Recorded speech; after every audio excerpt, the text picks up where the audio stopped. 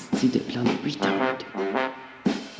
Vu qu'on n'avait jamais fait un long métrage, puis vu qu'on savait que c'était impossible de booker tous nos amis puis tous nos lieux en 2-3 semaines, on s'est dit, OK, on va prendre la technique des courts-métrages. On va en faire un petit de temps en temps. Exemple, si on tourne la scène 56, ben cette fin de semaine-là, le film devient la scène 56. On se concentre uniquement là-dessus. Fait qu'en y allant en petits morceaux, ça nous a aidé à...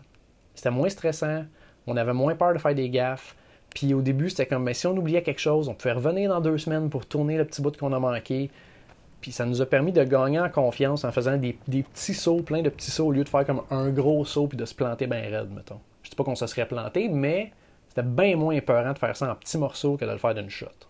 Merci, c'est historique, c'est fantastique. Donc, dans 3 ans, sûrement que date pour date, on va être en train de faire le dernier plan. 3 ans. Hein, c'est bon? Dans 2 ans, on va commencer à charger. Ouais. Mais moi, j'avais l'impression que ça prendrait juste un été. Je pense que c'était quand même ça le but. Je me disais que dans d'un an, on aurait fini. Ça a pris 2 ans à tourner, mais si on rajoute l'écriture au début, la post-production à la fin, puis ce qu'on fait présentement, c'est 4 ans. C'est fucking long. Même si au départ, on planifiait tourner à toutes les fins de semaine, ben ça marchait pas, même qu'on tournait pas à toutes les 2 fins de semaine. En règle générale, c'était 1 fois ou 3 semaines, mettons, qu'on tournait. Fait que durant ce temps-là, on avait toujours le temps de revenir sur le scénario et de raffiner des choses. Le scénario, avec le temps, s'est raccourci un petit peu. Des scènes qui ont été épurées, des scènes qui ont été détruites, réécrites, des nouvelles scènes. Ça a quand même évolué sur 2 ans. Puis en même temps, ça nous a permis, en tant que comédiens qui sont pas vraiment des comédiens, ben sur 2 ans, on est devenus de mieux en mieux, tu sais. On oublie ça. On se concentre sur le futur. Et c'était mauvais. T'as le temps d'y penser, t'as le temps d'évoluer un petit peu. Tu vois le projet qui prend forme. Sur 2 ans, c'est sûr que t'as le temps de le voir prendre forme. Pendant le temps où on tournait pas, moi, je pouvais faire du montage. Donc, je pouvais prendre ce qu'on avait déjà tourné, puis l'assembler, puis voir un résultat concret, puis le partager avec le reste de l'équipe. Puis pour nous autres, ben, ça nous permettait de raffiner notre technique, puis d'anticiper des problèmes sur les prochaines fois qu'on allait tourner. T'sais. Est-ce qu'on est obligé de faire plus de plans ou moins de plans? Est-ce qu'on réalise bien? Est-ce qu'on joue bien? T'sais? Fait que tourner sur longtemps, ça nous a permis de, je pense, à tous les niveaux, devenir meilleur. C'est évident que tourner longtemps comme on l'a fait, ça apporte certains désavantages, surtout dans le plan de la continuité et toutes ces affaires-là. Fallait que tout le temps que je garde mes cheveux une certaine longueur parce que c'était le personnage de Bob. Il aurait pas fallu que je mange trop de gâteaux, que je devienne ultra fat non plus. C'est le genre d'affaire que oui, échelonné sur 2 ans, il faut faire attention à ça. Puis il est déjà arrivé des fois que ça pouvait mal tourner, comme « Oh, ok, on va tourner là, ça fait 3 mois qu'on n'a rien fait, il faut que je me fasse couper les cheveux. Ah, ils sont trop courts. » Puis là, on est en train d'essayer de mettre quelque chose sur la tête à Vincent parce que sa coupe de cheveux est pas pareille comme d'habitude. Il est comme trop rasé, tu sais, gars. C'est comme presque à la peau, là. C'est qu'à un certain moment donné, il y avait tellement plus de notion de temps, de restriction de temps, que j'avais l'impression qu'on allait tourner pour la vie. Parce que, tu sais, c'est pas comme si c'était une restriction à un moment donné créative, genre on a 24 jours, puis si on ne finit pas, on n'a pas notre film. De un moment donné, tu fais des choix, puis tu coupes des trucs, tandis que là, on pouvait juste tout faire. Ah, on a 42 plans à faire aujourd'hui. On les fera pas, fait qu'on va juste faire une autre journée de tournage de plus. La dernière fois qu'on a commencé cette scène-là, ça fait à peu près 1 mois. Là, on est une journée totalement différente. Moi, j'ai pas l'air de la même chose. La voiture est pas sale, exactement la même affaire. Il mouille dehors. C'est du cinéma, quoi. Je sens que oui, ça l'a démotivé des gens. Même moi et Steve, on était démotivés à un certain point, là, parce que tu dis, ça va-tu finir, ce film-là? Ça, c'est peut-être le truc que je trouvais un peu dommage, c'est qu'à la base, si on avait fait ce projet-là comme en 30 jours ou en 24 jours d'affilée, il y avait quand même une espèce de sentiment de « Ah, on l'a fait, on est arrivé au bout ». Tandis que là, on en est venu à un moment à se dire « Encore! » Simon veut mourir. Pour garder les gens motivés pendant longtemps, quoi faire? À part leur dire, écoute, c'est le fun, je suis content que tu sois ici, merci beaucoup, puis justement, tu sais, les nourrir, leur donner de la bouffe. Le plus souvent possible, on leur montrait des bouts du film pour qu'ils voient l'évolution du projet. Prendre leur input autant pendant le tournage que dans la post-production, juste de garder tout le monde au parfum de ce qui se passe, les garder impliqués le plus possible. C'est pas mal juste ça qu'on faisait pour les garder motivés, parce que quoi d'autre? Je vous demande quoi d'autre, tu sais. Oh yeah! Ben oui. C'est comme ça. Poing en dessous des bras. Rase ça. Shape ça. Tant que tu gardes ton monde sous, ils vont travailler pour toi. T'en veux d'autres ou je le sers? Non, c'est bon, c'est C'est bon? Le son, ça tourne? Ouais! Caméra, ça tourne? Ouais! 549, plan 1, prise 2, action! En tant que réalisateur dans un film, là, ben, t'es responsable de tout. Je veux dire, faut que tu décides avec le directeur photo comment l'éclairage va être, la shot elle va être framée comment, qui va être placé où, qui va dire quoi, quand, à quelle intensité. T'es en charge de garder toujours l'histoire du film en tête parce que chaque petit détail compte. T'es aussi le producteur, donc tu penses toujours au budget, tu penses toujours à l'horaire, à quand est-ce ramener l'équipement, est-ce que tout le monde est content, est-ce que tout le monde est à l'heure. Donc tu fais 8000 tâches en même temps. Et en plus, tu joues dans ton film. Fait que là, c'est en plus d'avoir tous ces problèmes-là sur le dos, là, faut que tu penses à bien jouer, à te rappeler de tes lines, puis il y a 1500 affaires qui te passent par la tête. Fait que de le faire à deux, avec Caro, meilleure chose au monde. OK. C'est quoi le plan? Un autre de même, mais pas avec des yeux freaks. C'est impensable de pas avoir quelqu'un de l'autre bord de la caméra qui te dit « Excuse chose, ça c'était mauvais. Ce matin, on tourne la première scène avec Caroline Labrèche. Est-ce que t'es stressé? Oh, Chris! Sérieux, là, ça fait une semaine que j'ai des papillons dans le ventre, je capote, là. C'est comme... Je m'excuse si je suis pas bonne. Fait que fais comme une graine, ça va être parfait. OK. Saute tes toilettes! Ah! Va dans le salon! Vite, va dans le salon! Quoi? Être capable de faire la coupure entre les deux, c'était assez difficile parce qu'en étant en avant de la caméra, tu te diriges toi-même quand tu joues. Quand tu joues avec l'autre personne, tu regardes comment que l'autre personne joue, puis dans ta tête, tu la diriges dans ta tête pour être capable d'après ça de dire quoi faire, quoi changer. Donc là, automatiquement, quand la caméra ferme, ben là, tu vas voir qu'est-ce qui est arrivé, le cadrage était correct. Moi, je sais que je checkais vraiment tout le temps. Toi, t'es actrice, slash productrice, slash réalisatrice, slash cook. C'est super le fun, mais c'est plus compliqué que juste être en arrière de la caméra, c'est sûr. Là. Fait que Steve, on est combien? Mais là, on est deux personnes. La caméra tourne tout seul présentement. Ouais. Et Caro fait le son et je joue dedans. Le plus de personnes qu'on a été sur le plateau, le plus de techniciens en même temps, ça a été, je pense, 6. Puis là, si on compte techniciens, moi puis Caro, parce qu'on réalise. T'sais. Fait que ça a toujours été des petites équipes. Alors, c'est qui prend le son? C'est l'arbre. Qui tenait merveilleusement bien le micro et se plaignait jamais. C'était parfait. C'est tout le contraire de moi. Qu'est-ce que je vois ici? Ça, c'est un micro qui descend dans la main de quelqu'un qui opère la caméra. Mais attends, t'as pas regardé pareil, il manque de quoi? Qu'est-ce qu'il manque? Le reste du crew. Le reste du crew. Il y a personne. Ça fonctionnait bien. C'est juste que tout est un peu plus long. Le directeur photo, il n'y a pas 4 gars pour l'aider, tu sais. Ça a pris quoi? 6 heures faire le setup, sinon? Moi, je dirais un bon 2 heures. Ah, plus que 2, mais 3. Parce que je suis one-man crew.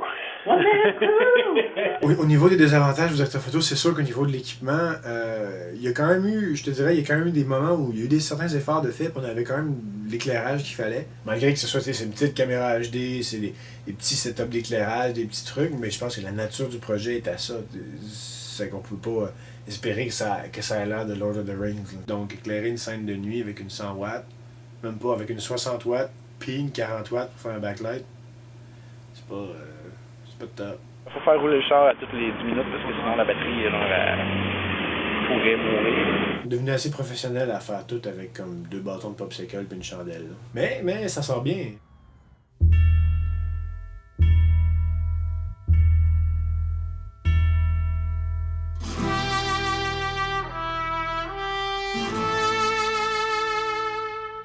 Il y a un moment où ça a vraiment chier le son, que je me souviendrai toujours, et c'est immortalisé sur l'Internet. On tournait dans le Vieux-Port un dimanche matin, je pense. On n'était pas vraiment là, dans le centre du Vieux-Port, donc on disait « Ah, on va être tranquille là, il n'y aura pas grand monde. » Oh, c'était un peu traumatisant. En premier, il y a eu une fanfare. Et tiens-toi loin des bananes.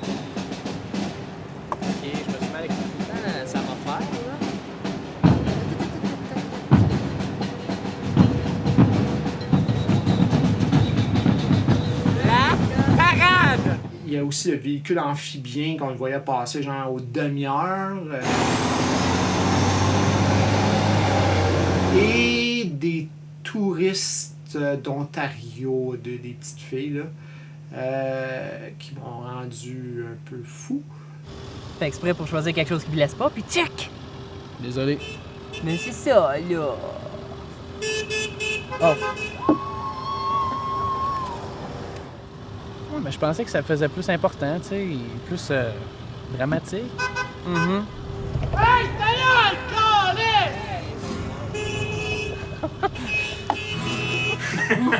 Je m'excuse. Hein? Qu'est-ce qu'on est en train de faire, Caro? Là, on est en train de faire la direction artistique. Parce qu'en fin de semaine, on va tourner dans la cuisine, mais Paul, dans son appartement, tout est dans ses boîtes. La direction artistique dans le film, c'est-à-dire tout ce qui est décor, costume, tout ce qui est dans l'univers visuel du film, ça allait être accompli par tout le monde. Je veux dire, il n'y a personne qui a dit « moi, je suis directeur artistique ». Saint-Jacques a fait une grosse partie de ça, parce que lui, il est plus meuble puis architecture, il trippe un peu de ça comme dans sa tête. Là. Fait que je pense que c'est lui qui est arrivé même avec l'idée de faire une table avec des boîtes, des choses comme ça, parce que il est cave. Ça, c'était une scène qui était le fun, ça, la scène des boîtes qui...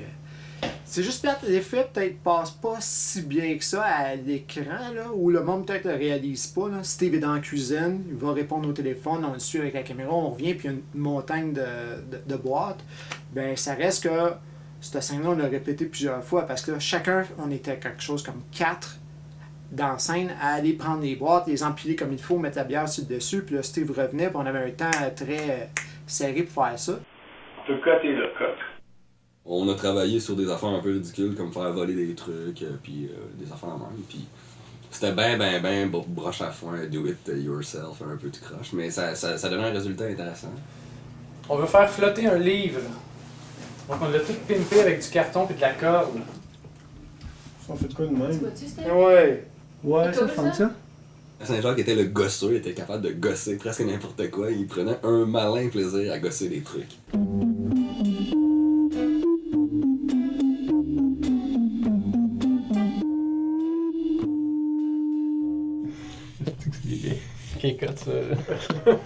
C'était vraiment le fun de faire ces petites affaires-là. Bonjour. On aime les effets spéciaux, mais on n'a pas le budget. Fait qu'on, il n'y a pas une caméra qui va tourner autour du sac puis qui va rentrer à travers. Puis non, ça va juste être le sac il flotte dans la cuisine. Fait qu'il faut que l'effet spéciaux soit croyable, mais qu'il soit drôle en même temps. C'était ça notre philosophie un peu. Puis là, fallait partir. Parce que sinon, si t'essaies de faire quelque chose de malade avec du feu puis du 3D, puis ça va finir que ça va juste avoir l'air d'un épisode de Captain Power des années 80, tu sais. Ça, c'était un autre style joke, là. Quand est venu le temps de faire le fantôme du vieux Paul, c'est devenu un petit peu plus compliqué. On a loué ce qu'on appelle un chromat. Ça nous permet de faire du green screen, sauf que au lieu d'être comme un carton vert qui est en arrière de toi, un écran vert en arrière de toi, c'est une couverte grise qui réfléchit de la lumière. Puis cette lumière-là provient d'un anneau qui est accroché après la caméra. Avec ça, on obtient l'effet green screen. C'est vieux laid. Moi, je suis vieux. Pour le personnage du vieux Paul, on voulait avoir quelqu'un de connu dans ce rôle-là. Et puis, on l'a fait. On a tourné les scènes avec Jacques Lheureux, le comédien qui fait Passe-Montagne. Jusqu'à la fin du tournage, c'était un combat avec l'UDA pour savoir si on aurait le droit de se servir de sa performance. Puis même si lui voulait le faire, l'UDA voulait pas qu'il le fasse. Mais on s'est backé, on a fait les mêmes versions de ces scènes-là, mais avec moi dans le rôle du fantôme aussi. Par rapport aux effets spéciaux, il y avait beaucoup de doutes au sein de l'équipe, à savoir, ça va-tu marcher, ce que vous voulez faire, est-ce que vous allez être capable d'arranger ça dans l'ordinateur? J'étais un peu Judas des fois, j'y croyais pas tant que ça, mais en même temps oui, mais peut-être parce que je comprenais pas toute la structure de la chose, j'étais comme, voyons donc, ça computait pas dans mon cerveau, j'étais, hein? Le doute! Ouais, mais si on fait ça de telle manière, ça va-tu marcher?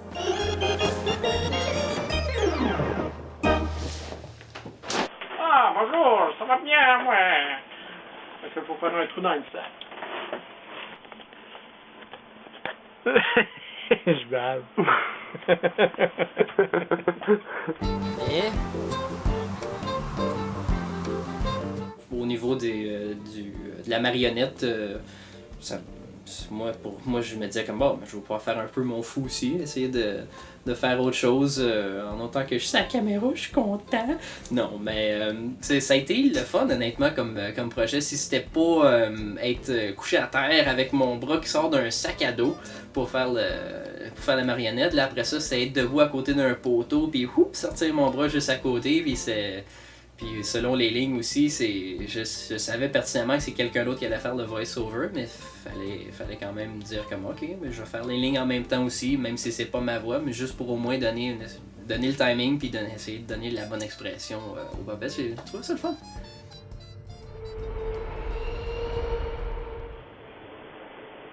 C'est long dans sa face. Ça me brûle les fesses. Ouais, t'as chaud, man. J'avoue, moi, j'étais très ouverte parce que j'avais lu le scénario, puis il y avait des idées vraiment saugrenues d'un bord puis de l'autre. Quand tu paniques, il faudrait quasiment que tu grimpes un peu paniqué. Moi, tu grimpes paniqué. Ah oui! Comme si tu veux te sauver. Quand ça rentre, tu pognes après le bord, là.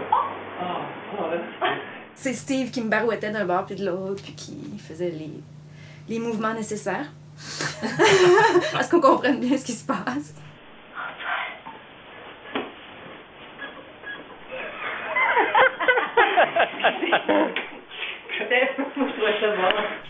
Ça arrive, ces scènes-là, puis c'est juste drôle. Regarde pas mes côtés. Non. Tu sors. 1, 2, 3, tourne.